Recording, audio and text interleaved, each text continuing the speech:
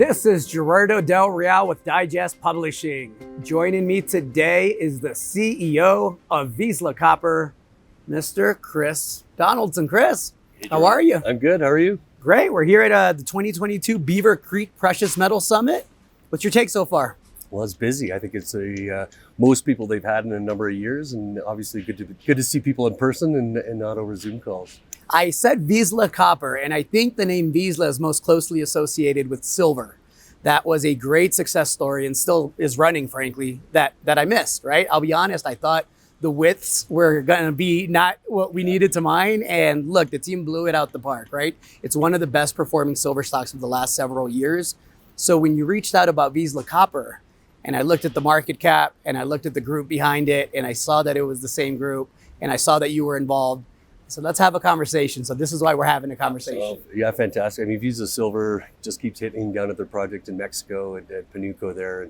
And they had some copper assets in BC that they weren't doing much with, so wanted to monetize that. So there was a spin out, I guess about 18 months ago. And we're doing some work, some exploration work on those properties, but really we've been looking for a bigger project for a better part of a year to sink into. And our corporate development team led by Keith Bodnerchuk was able to make a transaction last week, and we acquired the Woodjam project in central BC, just outside of Williams Lake, south of Mount Poly mine.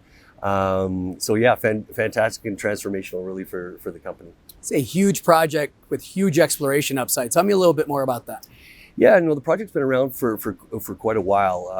Unfortunately, the group that we acquired it from, probably didn't get it out in the public and talk about what they were doing enough. And obviously, there's been some challenges in the markets, and they were undercapitalized. But there's been a lot of drilling on the project and some recent drilling. I mean, we saw one drill hole with 100 plus meters at 2.5% gold and 0.5% copper. So we got pretty excited about that transaction itself. We were able to acquire 35% of it effectively once the whole transaction takes place. The consolidated Woodjam shareholders will own 65%, but we got that for under $10 million. And so maybe this pullback in the market really helped us acquire a fantastic project that we didn't think we would be able to get. You mentioned the prior owner being undercapitalized, and I think that's such an important point to make with your team and the capital group behind you. Yeah, I mean, Inventa Capital's done a very good job of assembling a team. We have a number of companies in the basket, but one of the real strengths is their ability to raise money. And Craig Perry and Mike Connor have investors who will follow them. They've had such success with NextGen and ISO Energy and Vizsla Silver that guys kind of say, okay, what are they doing? And they'll put some money behind it. So we're gonna have to do a little raise. After the transaction, I think we'll have $3.5 million, but we'll likely go to the market once it finalizes over the next few months. But yeah, I mean, we have ability to access capital, which is tough in these markets, and a fantastic team to advance the projects we have. What's the market cap at right now? Oh, geez, ballpark it. It's probably $8 million or $10 million. So very, very cheap. Where's Vizsla Silver? Ballpark. Well, they're a couple hundred million, and they, I think they peaked last year over 300 million, and that's going to continue to grow, and that's another story on that. So yeah, in terms of Vizsla Copper, we're going to hit the ground running. There's a lot of information that we're mapping and digitizing right now, historical drilling and some of the more recent information. So we're trying to get a better understanding of the deposit. We're reinterpreting maybe the way they looked at it previously, but it's a prolific porphyry copper district, and in BC, which as we're seeing troubles in other copper producing areas, it's BC is certainly becoming a focus right now for copper production. How do you feel about copper here in the midterm? In the midterm, I come from my previous 10 years with a company called Western Copper and Gold, and another massive project, porphyry project up in the Yukon. So I've been on the copper bull train for a long time, and we've been everybody has this one graph for Wood Mackenzie talking about the supply and the demand, and for years and years we were talking about that deficit is finally here.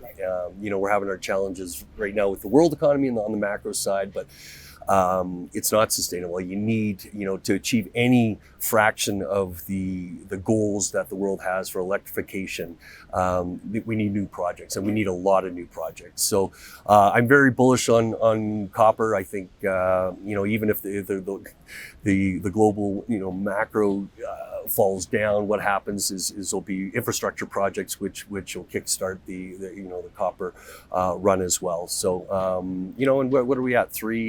Mid $3 $3.60. 2 years ago I would have begged for that, right? Sure. So we haven't hit the highs of 4 yet, but it won't be surprising to me to do 4, 5, 6 up to 10 over the next 5-10 years. Oh, and I think the word that you used to describe it was perfect. The world needs copper. You can want gold, you can want a lot of things. I love gold, right? Well, so do I. But we need copper. Yeah. We need copper. Yeah, for everything. I mean, everything with electrification has an element of copper on it.